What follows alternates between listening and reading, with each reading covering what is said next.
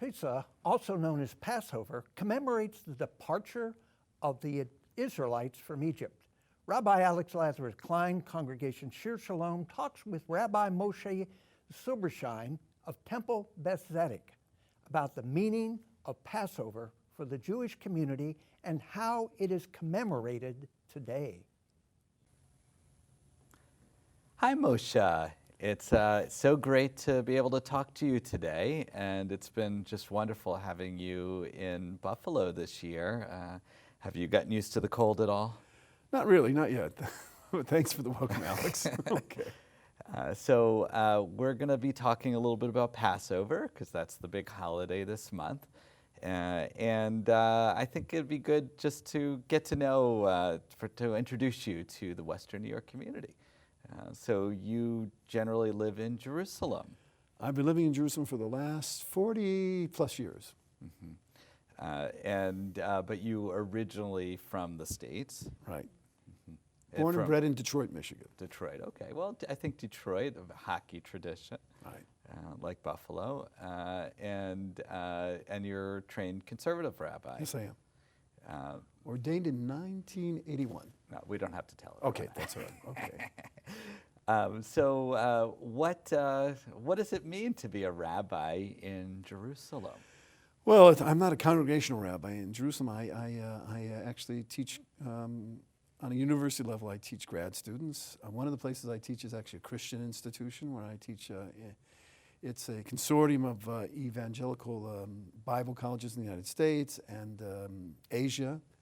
And they come to spend a semester, a year, or 2 years in the Holy Land, and I'm the token rabbi there. I teach them classical rabbinic literature. I have a seminar on the parables of Jesus and the parables of the rabbis of the Talmud. And I also teach American rabbinical students that come to Israel for the year. Mm-hmm. I mean, Jerusalem's such an international city with people that come from all over the world to see it. Yeah. So how do you like your time so far in Buffalo? Buffalo's a wonderful city. Everybody calls it the good neighbor city, and it's really true. People are very friendly here, and it might be cold outside in the winter, which is still probably, even in April sometimes, but people are friendly. It's a lovely city with a lot of character. Mm-hmm. All right, so we're here to talk about Passover. What does Passover mean to you? So imagine the people that are listening aren't familiar with the holiday. All right, so I'll quote something from the major home liturgical text that we have at the Passover Seder, the community meal at home, and that is, everyone is obligated on Passover to see himself as if he were a slave in Egypt. In other words, the slave experience in Egypt defines the Jewish psyche. There are 26 times in the 5 books of Moses where we have commandments that deal with morality and ethics that say you cannot oppress this person because you were strangers in Egypt or you were slaves in Egypt. In other words, but most of our I would say our morality and ethics go back to the fact that we were disenfranchised, and therefore we have to do better when we create our own society. Yeah, I think it's so important. This is really one of the central Jewish stories, which Absolutely. is about the Exodus and a moving from slavery to freedom. It's a human story, really. Absolutely. And it's always so relevant today. It just amazes me. We're not in the same world as our ancestors, but it continues to be relevant, not just for Jews, but for many people. So what are some of the customs that you personally like to do in your Passover? Well, in Jerusalem, our Seder, the meal, which is, I guess we'll call it home liturgy, is basically multilingual. My sons say the 4 questions because the way it's set up, children are supposed to ask questions, the adults are supposed to explain to them, and the youngest ask the 4 questions that open up so to speak, the home liturgy. They always open it up in Arabic. And and we have folk tunes that we sing at the end that are in Yiddish and Ladino also. So it becomes, it becomes a whole type of, a lot of folklore. Mm-hmm. We point out certain things that are symbolic, like the bitter herbs, right? Because our lives are bitter in Egypt. And I remember my grandfather of blessed memory used to, when he got to the bitter herbs, when it says you're supposed to point to the bitter herbs on the Seder plate, which has all the symbols for Passover, he would always point to my grandmother. And she would always punch him in the shoulder, So those are things that, it's a very family-oriented thing, and every family has their own traditions. I love that idea. There was, in my father's family, he had three brothers, and they would always fight over food. And the key thing was the eggs. Eggs, a symbol of spring and a powerful thing in Passover. And so they had to figure out how to get the eggs, from each other, who would have the most. The other thing that happened in my father's family is his father, there's something called the afikomen, which is the matzah, the unleavened bread that we eat at the end as a dessert, and it's usually hidden, and the kids have to find it. Instead of hiding it in his house, I don't know what you do in your own house, he would just sit on it. And the whole thing was to try to get him up. Whoever could get him up and sneak it before. What I do is I sit on it, and then I somehow, when my wife is going to the kitchen, I kind of hand it off to her, and she hides it, right? So the kids don't see where it's being hidden. It's all the idiosyncrasies of the holiday that it is, give but it the its idea is to keep flavoring. the kids awake, and there are games to play also. But we're really, we're basically, it's role playing. We're basically reliving the Exodus from Egypt and quoting verses from Scripture, but from the Bible, and to make it real. And that's important. Well, you're a teacher by trade, and this, as a rabbi, it's also known as a teacher, but that's really primarily what you do. And it's such, in terms of teaching, it's a textbook on how to educate, because it's all about experience. Yeah, you're right. Think about it. It says in the Bible that you're supposed to remember for all generations. And hold an all-night vigil. All right. And the first Exodus, I understand, it was a great event. It was you can't beat that. With all the plagues and everything, and the slaying of the firstborn. But how do you keep the ball rolling? A year after, 20 years after, centuries later, and so that we've developed this home liturgy, which is really powerful, called the Seder, which is an all-night vigil, singing and with family tunes, and studying and asking questions and arguing back and forth.